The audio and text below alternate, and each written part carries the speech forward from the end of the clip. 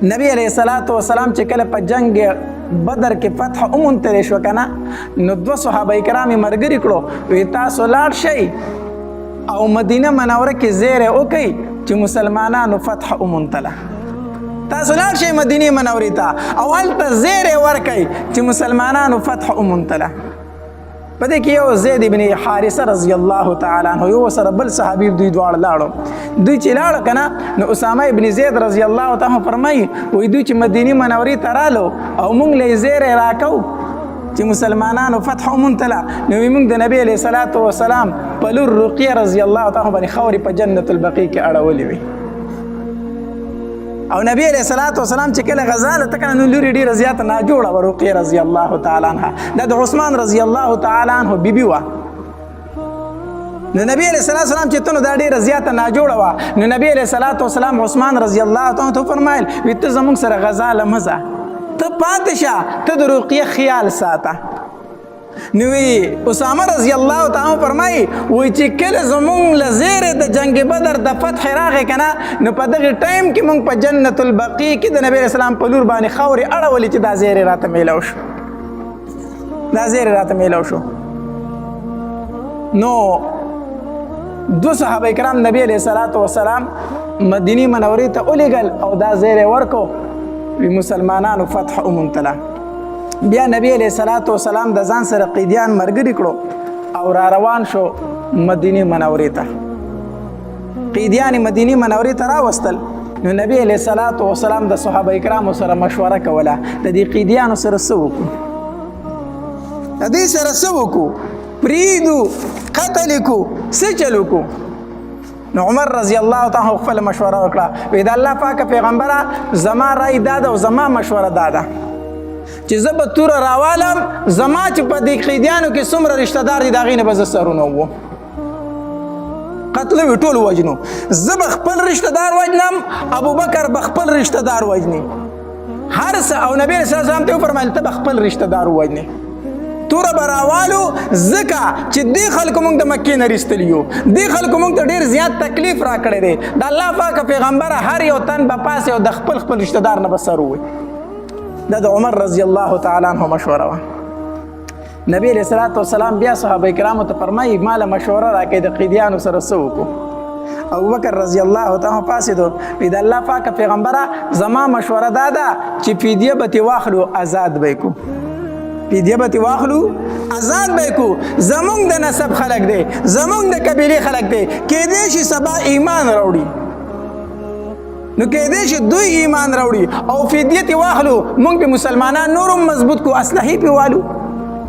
نو ابوبکر رضی الله تعالی دا مشوره ورکړه وی د الله پاکه پیغمبره فدیه به ترې واخلو آزاد به یې کړو نبی علیہ الصلوۃ والسلام عمر رضی الله تعالی ته فرمایل وی عمره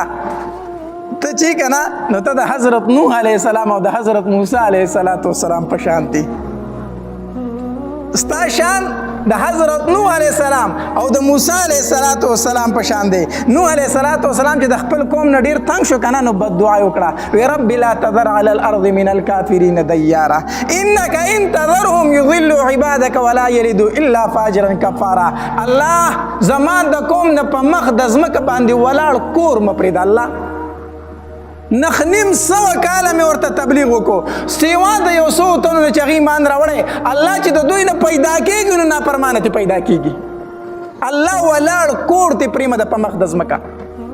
نوح علیہ السلام چې تنګ راغی نو د خپل قوم خلاف یې داسې خیرې کړی وي او موسی علیہ السلام څه بد دعا کړې وه وی ربنا اطمس علی اموالهم واشدد علی قلوبهم فلا یؤمنوا حتی یروا العذاب الالیم الله په دې مالونو باندې ورله مهر راوله دا مالونه ورله ختم کا په دې زړونو ول الله مهر ولګوه چې د نن نه بعد د سر اړو ایمان نه راوړي الله د زړونو ول مهر ولګوه دومره یې تنګ کړم دومره یې ستړی کړم چې دوی دا فرعون د قوم ایمان نه راوړي الله په دې زړونو ول مهر ولګوه نبی علیہ الصلوۃ والسلام عمر رضی الله تعالی عنہ فرمایل وی عمر استا شان چې ده کنه په شان د نوح علیہ السلام او د موسی علیہ السلام دی چې هغه د خپل قوم نه تنگ را له بد دعا ورته وکړه کوم د خپل قوم نه چې تنگ را لین ته وای سرونه تیرو ابوبکر رضی الله تعالی عنہ فرمایل وی استا شان چې ده کنه په شان د ابراهیم علیہ السلام او د عیسی علیہ السلام دی ستا شان د هغې په شان دی. وی ابراهیم علیه السلام د خپل قوم دپاره دعا غواړي که نه ډېر نرم دي ابراهیم علیه السلام. نو ابراهیم علیه السلام فرمایي فمن تبعني فانه مني ومن عصاني فانك غفور رحیم. الله چا چې زما تابعداري وکړه دا خو زما نه دی، الله دا خو مسلمان دی، خو الله چې څوک ستا نافرماني کوي که نه نو ته غفور رحیم یې. الله که بخي نو بیا یې مو بخه. کو چا زما تابعداري وکړه فانه مني دا خو زما نه دی، خو الله چا چې ستا نافرماني کړي نو بیا هم ته غفور رحیم یې بخلی شي. ابراهیم علیه السلام داسې دعا وغوښتې وه. او عیسی علیه السلام څه فرمایله؟ وی ان تعذبهم فانهم عبادک. عیسی علیه السلام به فرمایي الله که ته ولې عذاب ورکوې خو ستا بندګان دي، ستا نه څوک تپوس نه شي کولی. دا عیسایان ستا بندګان دي، الله که ته ورله عذاب ورکوې نو ستا نه څوک تپوس نشي کولی. هو ان تغفر لهم فانك انت العزیز الحکیم. الله کو بخنه دی ورته وکړه ته ډیر زورور ذات نو بخلی هم شي. نو معنی دا چې الله کو عذاب ورکیم ستا اختیار، خو کو الله او دی بخل نو خبي ځکه ته ډیر زورور ذات. نو نبی علیہ السلام ابوبکر صدیق رضی الله تعالی فرمایي او استا شان پشان د عیسی علیہ السلام او د ابراهیم علیہ السلام دی. بهر حال نبی علیہ السلام د ابوبکر صدیق رضی الله تعالی عنہ مشوره خوخه کړه. وی د دې قیدیانو نه به فدیه واخلو او آزاد به کو، آزاد به کو. د الله تبارک وتعالى د طرف نه په دې خبره باندې زور نه رااله. اگر چې د الله د طرف نه اختیار وو کو قتلویم تاسو ته اختیار، کو فدیه ته اخلیم تاسو ته اختیار، خو نبی علیہ السلام فدیه غوره کړله. فدیه بیا د الله د طرفه نه رټنه رااله. ځکه چې بعضې کسان داسې وو چې د هغوی په زړونو کې لږ غونته کې بعضې کسان چې مال طرف ته معمولي غونته کې میلان او ځکه چې مال غني دا فدیه خو به راته میلو شي. نو الله تبارک وتعالی د طرف نه رټنه رااله، سخته رټنه رااله. نبی علیه السلام ابوبکر صدیق رضی الله تعالی داسې ناست دی او جاړي. عمر رضی الله تعالی راغی د الله پاک پیغمبر تاسو کومه خبره جوړوي؟ ستاسو سترګو نه ولې وخت کې بهیږي؟ نبی علیه السلام ورته وفرمایل ما کان لنبي ان یکون له اسرى حتى يثخن في الارض. آیتونه تلاوت کړو چې الله تبارک وتعالی ته مشوره د عمر خوښه وه چې دا ټول قتل شوی وي، خو اختیار دا چې کو فدیه ته اخلي نو اغستی شي ځکه د الله د طرف نه عذاب رانغی، ځکه چې اختیار را کړی شوی و. او بیا نبی علیہ السلام فرمایل وی کو د الله د طرف نه عذاب راغلی وي نو سوا د عمر نه علاوه بل څوک نو بچ شي، سوا د عمر نه علاوه بل څوک بیا نو بچ شي. بهر حال فدیه واغسته. د فدیه حساب چې دام بیا د حیثیت موافق و چې څومره فدیه به د کس نه اغستی شي. نو د 4,000 نه والا تر 1,000 درهمو پورې فدیه د جنگ بدر د قیدیانو کې خوده شو. چې څوک مالدارو نه هغه به 4,000 فدیه ورکوي، چې ډیر زیات کمزور دی نه هغه به 1,000 روپۍ فدیه ورکوي، او چې بالکل طاقت نه لري هیڅ شی ورسره نشته دی نو نبی علیه السلام هغه بلا معاوضه آزاد کړو بغیر د فدیه نه. ویزه تاسو اړو څه ورکوئ ما. او کم کسان چې لیکل کولی شو که نه لیکل کولی شو نو د جنگ بدر قیدیانو کې نبی علیه السلام هغه کسان منتخب کړو وی ستاسو فدیه دا ده چې زموږ ماشومانو ته لیکل وښیئ. په جنگ بدر کې چې کوم قیدیان راغلي وو او هغوی لیکل کولی شو نبی علیه السلام ورته وفرمایل وی ستاسو فدیه دا شو چې تاسو دې کسانو ته لیکل وښیئ. زید بن ثابت رضی الله تعالی هم دغه شان لیکل زده کړي د جنگ بدر د قیدیانو نه لیکل زده کړي نو د هغوی دا فدیه کېښودې شوه. بهرحال خلک پراتو او فدیه به یې ورکول او خپل قیدي به یې د ځان سره بوستو. چې د مکې نه خلکو فدیه د خپلو قیدیانو لیږله که نه نو د نبي علیه السلام زوم ابو العاص رضی الله تعالی عنه په دغه ټایم کې لا مسلمان شوی نه و، دیم د جنگ بدر په قیدیانو کې راغلی و. نو د ده ښځه چې مواد د نبي علیه السلام لور د نبي علیه السلام لور زینب رضی الله تعالی عنها هغې د خپل خاوند د فدیې دپاره خپل د 100,000 هار ولیږو، هار یې ولیږو. نو چې کله نبی علیه السلام له دا هار راغی که نه او داسې ورته وکتل ځکه چې د هر قیدي به فدیه راتله نبی علیه السلام ته به مخې ته کېښودې شوه د الله پاکه پیغمبره دا د پلانکي قیدي فدیه راغلې ده دا قبول کړئ هغه آزاد کړئ. نو نبی علیه السلام لره فدیه راله وی د ابو العاص چې کوم ستا زوم دی د هغه د طرف نه دا فدیه راغلې ده هغه آزاد کړئ. نبی علیہ السلام چې داسې وکتل نو هاري مخې ته پروت دی هغه هاري راواغستو او داسې په لاسو کې اړه وراړو جو ښکته یې کتل د سترګو مبارکو نه یې اوښکې را روانې شي داسې د ښار ته ګوري او جاړي داسې صحابه کرام حیران شو چې نبی علیہ السلام ښار ته ګوري او جاړي ولې نو صحابه کرامو دې تپوس کو د الله پاک پیغمبر زما مور او پلار دې پتا باندې قربان شو ولې جاړي څه وجه ده نبی علیہ الصلوۃ والسلام دا هر دې اړه وراړو په لاسو کې یره کوي ستاسو خوخي کنه نو دا هر دې قیدی ته واپس کړي او دې آزاد کړي دا هر چې دا د خدیجه ده د نبی علیہ السلام چې کومه بیبي وا خدیجه رضی الله تعالی عنها هغه وفات شوی و دې وخت کې او دا زینب رضی الله تعالی چې کله و دې د کنه د دالور د خپل خار د خپل لور ته ور کړو نو چې د دې خاون گرفتار شو نو هغه د فدیه د پاره نبی علیہ السلام لرولېګو وی بابا ته وای چې دا والا زما خاون آزاد کا نو نبی علیہ السلام چې خار ته وکتل خدیجه رضی الله تعالی عنها یاد شو نو په جړا شو هاري په لاسو کې اړه وراړو د سترګو نه وخت کې بيدي نو صحابه کرام ته فرمایل وی کو ستاسو خوخه د خار واپس کړي دی قیدی ته د قیدی د آزاد کړي د قیدی د آزاد کړي صحابه کرام هر راوغستو ابو العاص رضی الله تعالی ته ورکو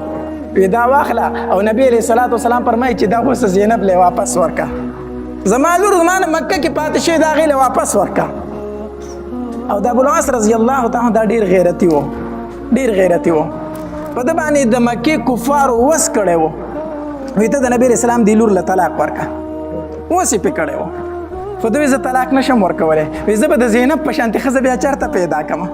زه دې له طلاق نشم ورکولای د ابو لهب په زمانو باندې د نبی رسول الله لورګانی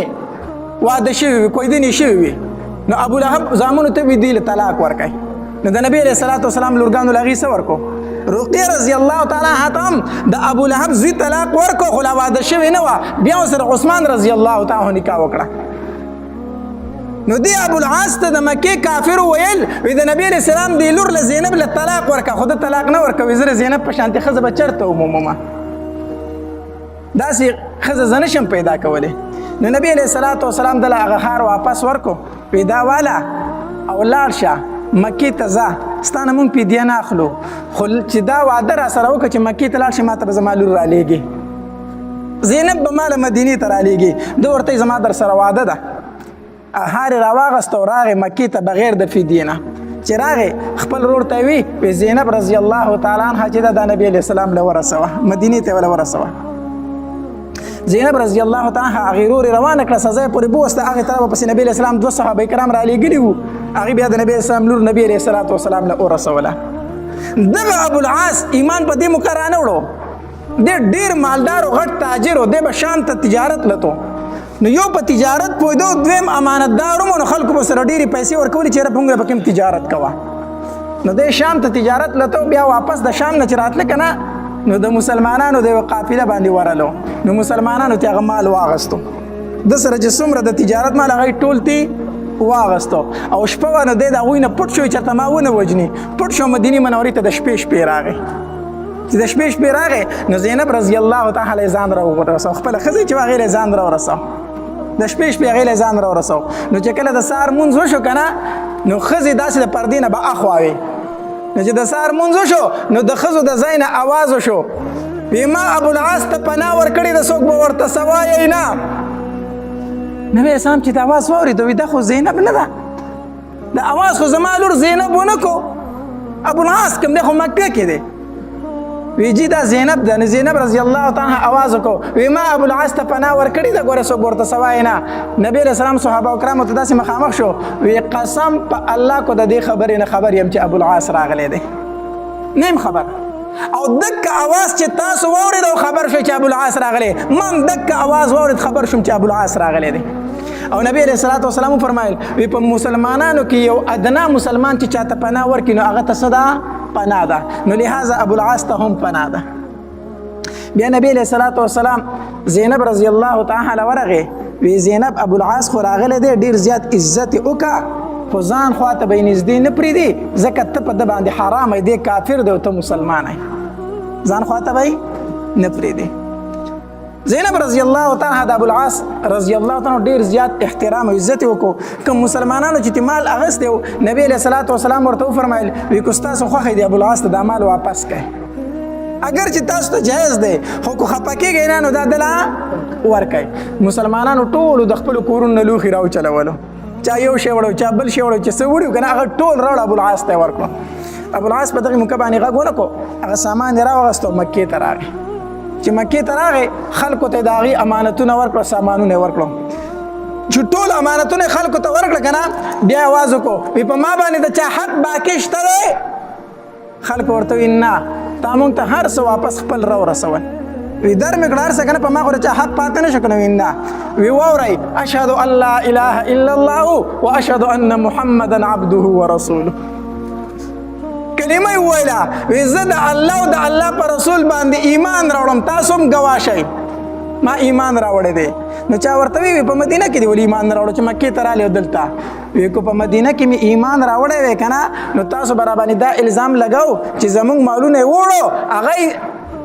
ازمولو، هغه قبضه کول، نو په دې بهانه باندې مدینې ته لاړ چې زه ګرفتار شوم مسلمان شوم.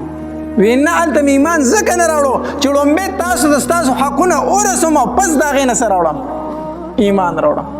او بیا لاړ مدینې منورې ته په نبي علیه صلات وسلام پسې چې څنګه لاړ که نه نو نبي علیه صلات وسلام ورسره د زینب رضی الله تعالی نکاح بیا وکړه ده. وی دا ستا ښځه ده چې تا هم ایمان راوړو، تاسو اوس یو بل له جایز یې. نو په قیدیانو کې د نبي علیه صلات وسلام زوم هم راغلی ابوالعاص رضی الله تعالی عنه. دارنګې په قیدیانو کې د نبي علیه السلام تره هم راغلی و عباس رضی الله تعالی عنه. دیم د جنګ بدر په قیدیانو کې و. د جنګ بدر په قیدیانو کې د عباس رضی الله تعالی عنه خو دې ډېر مضبوط و،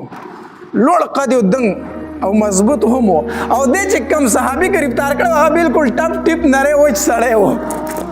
نو نبی علیه السلام هغې صحابي ته وایي ویل که زما دا تره دې څنګه راټینګ کړی دی؟ دی خو ستا د راټینګولو نه دی، ته کمزوری دی خو ډېر چاک دی، دی دې څنګه ګرفتار کړو؟ وایي د الله پاکه پیغمبره چې په عباس مې حمله وکړه که نه ما نه شو راټینګولی، ما نه شو راټینګولی. خو په دې دوران کې یو سړی راغی او ما چېرته پیژندم نه هغه زما سره کابو کو او ګپ ګپ یې را سره وتړو خو ما نه پیژندو. نبي علیه صلات وسلام ورته وفرمیل وي دا خو فرشته وه، دا خو فرشته وه ستا مدد له به جنګ بدر کې راله. نو عباس رضی الله تعالی هم گرفتار شو. نو چې کله د مدینې منورې ته راوستی شو که نه نو د ده په بدن باندې قمیص نه بدن کمیس نه د نبی رسول الله په تر په بدن باندې. نو په دغه کمیسونو د خلکو راوړو په دغه باندې کمیس نه پوره کېدو، ډېر دنګ لوړو کمیس پې نه پوره کېدو. نو د عبدالله بن ابی بن سلول رئیس المنافقین چې یادېږي، د منافقینو سردار، دیم د بدن نه ډېر غټه لوړو، د هغه قمیص پې پوره شو. نو هغه خپل قمیص راوړو عباس رضی الله تعالی عنه ته یې واغوندو. د دې وجې نه دا رئیس المنافقین عبدالله بن ابی بن سلول چې کله مړ شو که نه نو نبي علیه السلام خپل کمیس وویسته هغه ته یې په کفن پکې ورکړو. دغه منافق ته نبي علیه السلام په خپل قمیص کې کفن ورکړی دی. دا د دې وجې نه چې نبي علیه السلام د ده احسان په ځان باندې نه پرېښودو. نبي علیه صلات وسلام تره ته د قمیص ورکړی نو نبي علیه السلام ده ته خپل کمیص په مړینې باندې ورکړو. دغه رئیس المنافقین عبدالله بن ابی بن سلول نو د قمیص به عباس رضی الله تعالی عنه پوره شوی و. نو دې داسې لاسونه د قیدیانو له شاته جوخ جوخ تړلي وو.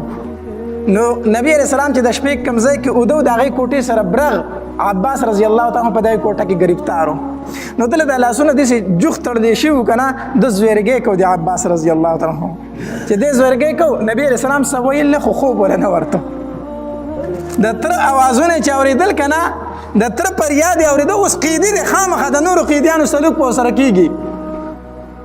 نو د هغه لاسونه جوخ تړلی شوي نو هغه فریاد کو. نو نبي علیه السلام ټوله شپه اورېده راوړېده خوب ورله نه ورته چې د تره فریاد یې په غوږو راته. صحابه کرام پوه شو چې نبي علیه صلات وسلام له خوب ځکه نه ورځي چې د عباس اوازونه اوري. نو صحابه کرام لاړو عباس رضی الله تعالی پرانستو. چې پرانستو او د عباس رضی الله تعالی اوازونه زویرګی غلی شو که نه نو نبي علیه السلام په آرام سره وده شو، سترګې ورالې. دا د تره سره مینه ده ښه، دا د نبي علیه السلام د خپل تره سره مینه ده چې د هغه زویرګی اورېدو نبي علیه السلام له ټوله شپه خوب نه دی ورغلی. نن سبا زمونږ په معاشره کې لوی دشمن خلکو ته تره ښکاري، لوی دشمن خلکو ته د تره زوی ښکاري. دا وایي زما تربور دی. نبي علیه صلات وسلام فرمایي وایي تره په مثل د پلار دی. پلار څنګه چې حق د پلار دی دقه شانتې حق په تا باندې د تره هم دی. نن سبا زمونږ د پښتنو څومره نالګۍ او بغضونه او حسدونه او جګړې چې دي هغه د تره سره او د تره د زامنو سره دي.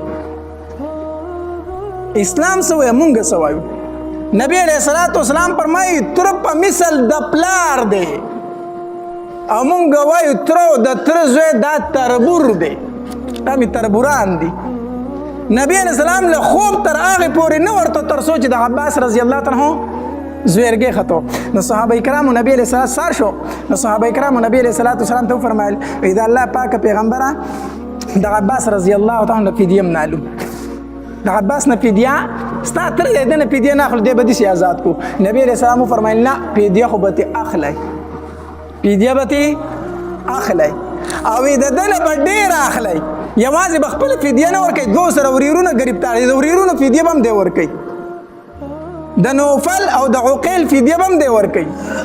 نو عباس رضی الله تعالی عنہ نبی صلی الله علیه وسلم ته فرمایل وی وراره ول خپل ولید په کې ذکر باندې ډیر رګ دی مطلب دا چې خپل دی ماف کوي راته نه د نور نه باندې ډیر رګ دی